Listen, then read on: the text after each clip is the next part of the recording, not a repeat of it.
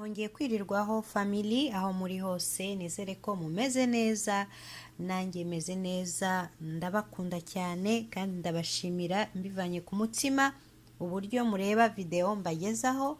Uyu munsi rero ndagira ngo nsubize ibibazo abantu bambajije uburyo nteka amandazi. Nakoresheje imiziki, I'm sorry guys, abantu hari igihe kwiga cyangwa se gukora ibintu babikora mu buryo butandukanye, so ngewe nashyizemo imiziki ariko hari abo bitafashije cyane.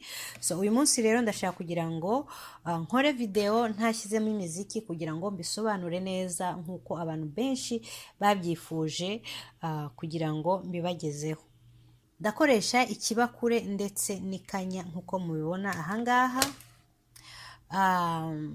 Nze gukoresha ni ibintu byinshi, so ndagerageza mbyihutishe vuba vuba, ariko icy'ingenzi urashaka ikibakure uza gukoreramo. Ubundi ushake ifarini nkoresha ni iyi ngiyi, so yitwa all purpose flour. So iboneka ahantu hose mu masoko ku bantu baba mu mahanga. Sinzi mu Rwanda niba bakoresha iyi ngiyi, ariko ifarine mwaba mufite yose ndumva yakora akazi nk'aka ngaka. So turakenera ifarine, dukenere isukari nayo wakoresha iyo ufite mu rugo. Isukari dukoresha twese ndumva ari imwe. Ubundi nkoreshe amata, nkunda gukoresha amata ari low fat milk, so adafite fat nyinshi cyane, so agizwe na 1% gusa. Kangerageze mbikure hano mu nzira kugira mubone ibindi. Ndakoresha amagi 4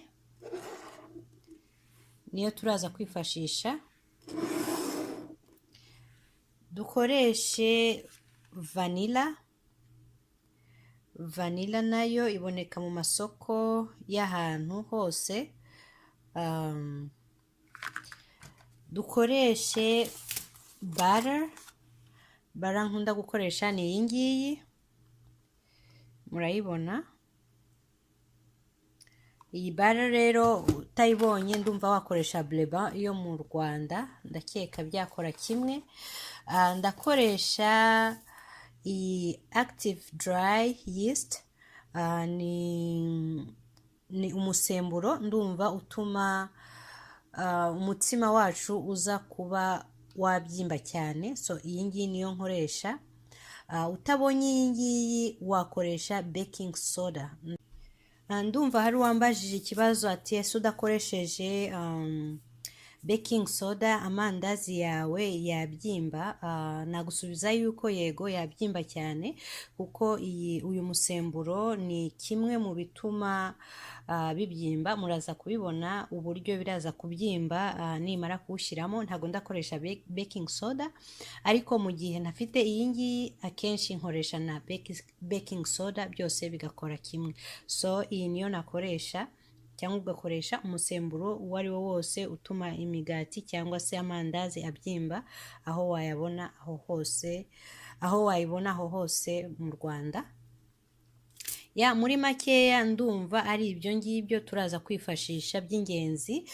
Ndaza gukoresha rero ikirahure kinini kugira ngo bibe clear, murebe uburyo igipimo nakoresheje ko kingana. So ndakoresha ikirahure kirekire kinini, nkoreshe ndetse akasahani gatoya cyane niko mpimisha. Nkoresha isukari ko sinkunda isukari nyinshi cyane mu mandazi, so nkoresha akantu gatoya cyane nk'aka ngaka nkuko mubibona. So murabibona ndakoresha ibirahure 2. Ikirahure cya mbere kikaba kiruzuye. Icyo navugaga ni ibyo ngibyo. Okay, so ndashyiramo ikirahure cya mbere.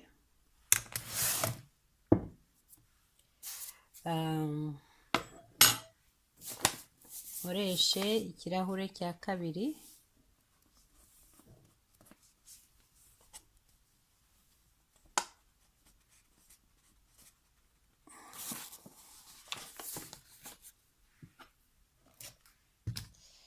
ngiki ikirahure cya kabiri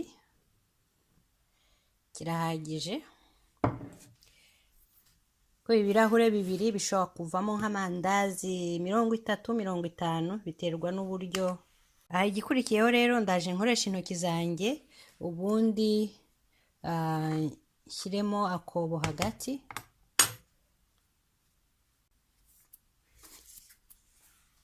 fate agapaki kamwe, murabibona ubundi haba harimo udupaki nka 4, so ndakata agapaki kamwe,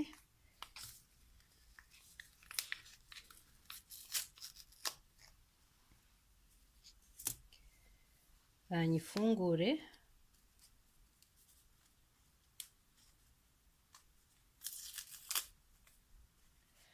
nguko kwisa indani. Sinzi niba nayisuka muri aka gasahani mukareba ukwisa first. Aba ari nk'ikiyiko kimwe ndumva kinini.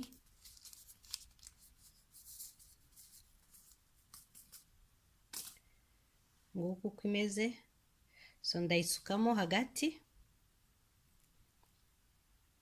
Okay. Fate isukari,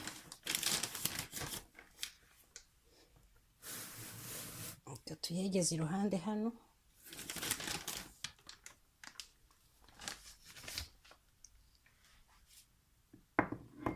Mfate isukari muri ka gapimo gatoya naberetse.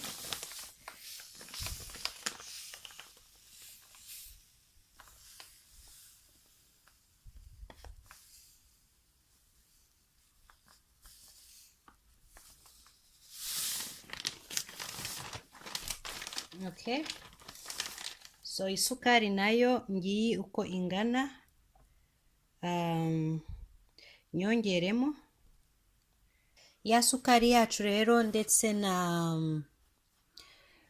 n'umusemburo. Ngiye kubivanga byose kugira ngo byivange n'ifu. So koresha intoki ubivanga, ukavanga neza kugeza wumva ko nta sukari iherereye ahantu hamwe hamwe.